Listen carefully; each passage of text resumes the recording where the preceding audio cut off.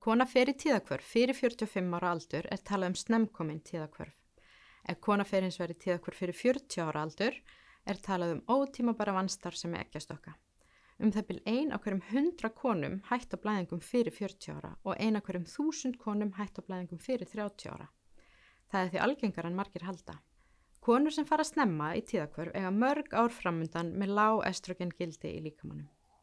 Þegar kona fer svona snemma í tíðahvörf og estrogengildin lækka, eykst hætta hennar á að þróa með sér meðal annars beinþynningu og hjarta- og æðasjúkdóma. Það er því mikilvægt fyrir þessar konur að fá greiningu og fá viðeigandi hormónuuppbótarmeðferð að minnstakosti fram að 50 ára aldri sem er meðalaldur kvenna við tíðahvörf. Þetta getur verið erfið greining að fá sem ung kona og erfitt að sætta sig við að þurfa að fara á hormónuuppbótarmeðferð. Hægt er að gefa samsettu getnaðarvarnarpilluna í staðinn til að bæta upp hormónaskortin ef kona vill það frekar.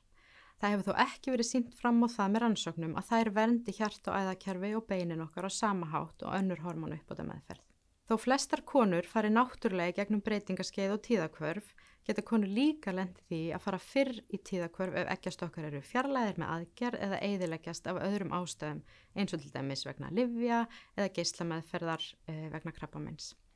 Þar með skella tíðahvörfin án aðdraganda og einkennin hellast yfir konu mjög skyndilega. Það getur haft mjög mikil áhrif á lífsgæði konu og það er mikilvægt að taka samtali við læknin sinn og ræða meðferðarmöguleika.